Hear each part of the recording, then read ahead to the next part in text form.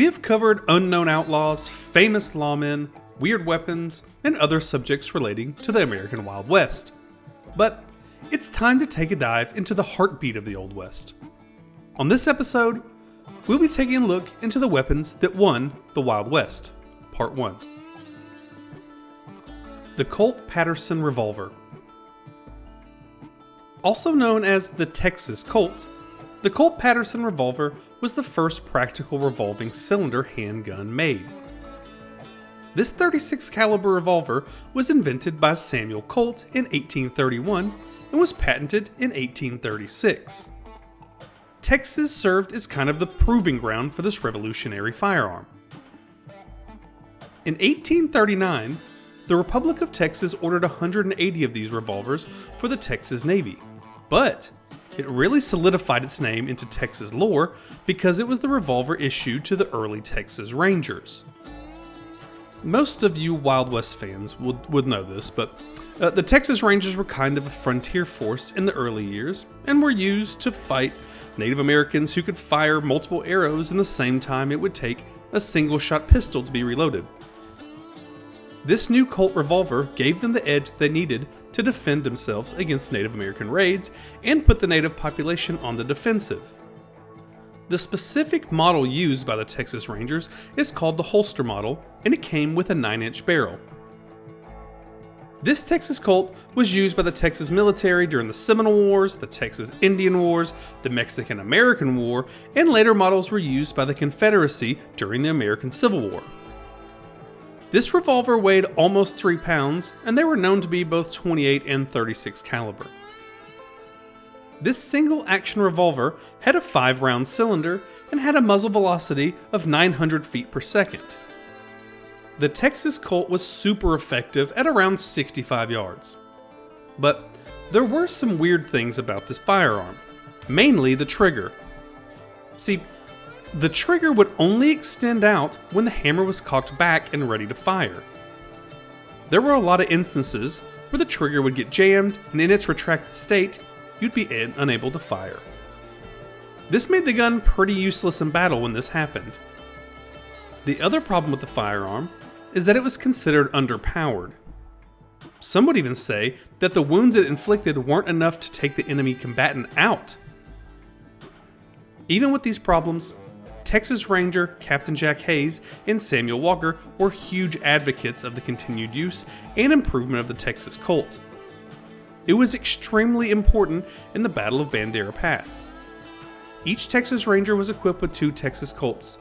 This gave them 10 shots to use instead of the 5s that their combatants got.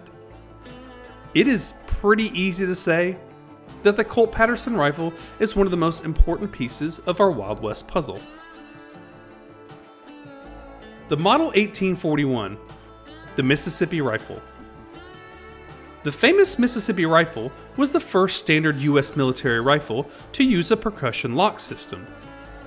This system provided much more reliability than the previous flintlock systems because of their ability to hold up in various weather events.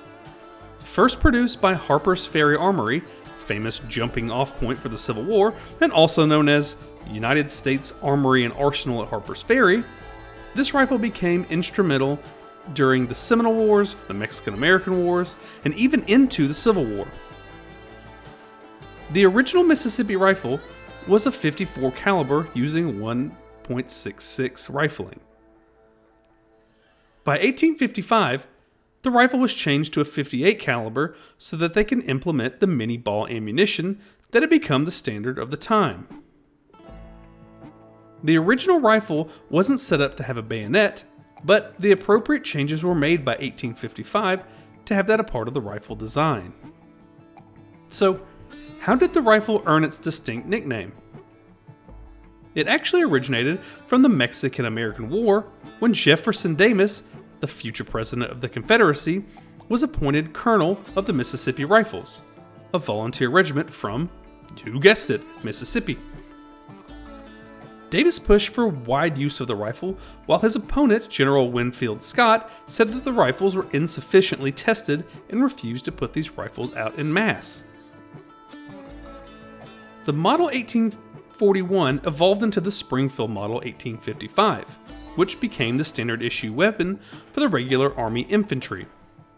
It evolved again into the Springfield Model 1861 and Model 1863. The American Civil War saw the Mississippi rifle fade into the background. It was generally considered old-fashioned, but still effective. Union troops carried it until 1863, and the 45th New York Infantry used the rifle beyond Gettysburg. Some sharpshooters from the Confederacy used the rifle until the end of the Civil War. The Winchester Model 1887 lever-action shotgun. Originally designed by the famous American firearms designer John Browning, this innovative firearm was produced by the Winchester Repeating Arms Company during the late 19th and early 20th centuries. The Model 1887 is considered one of the first successful repeating shotguns, using the famous lever-action design that the Winchester Repeating Arms Company was known for. John Browning actually suggested that the shotgun be a pump action, but Winchester and their management said for brand recognition, their firearms would be lever action. The shotgun shells at the time used black powder as a propellant, and the Model 1887 was designed in both 10 and 12 gauge models.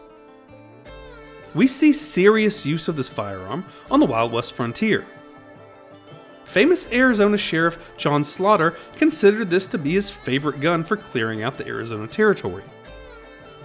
Along with his Winchester repeating shotgun, he helped track the famous Apache chief Geronimo and arrested or killed Wild West outlaws and the famous Jack Taylor gang.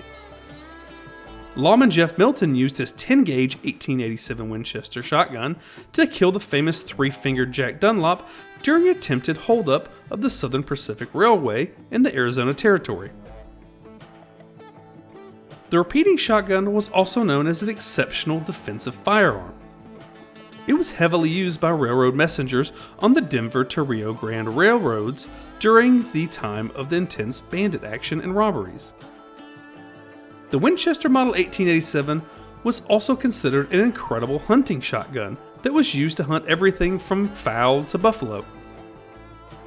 The 1887 shotgun would sell over 64,000 before the Model 1899 was put into production. This style of shotgun was also seen in the incredibly popular movie, we've probably all seen it, Terminator 2. The Sharps Rifle. The Sharps rifle was designed by Christian Sharps in 1848 and was produced until 1881. This rifle was infamous for its long-range accuracy. The Sharps rifle became iconic not only during its time in service, but its appearance in the Western film and book genres. The action is a falling block and could shoot 8 to 10 shots per minute. It was used in the Civil War by multiple Union units, but the most famous is by the U.S. Army marksmen known as Burden sharpshooters. Not sure how that's pronounced. Sorry if you're from the area, this Texas accent says Burdens.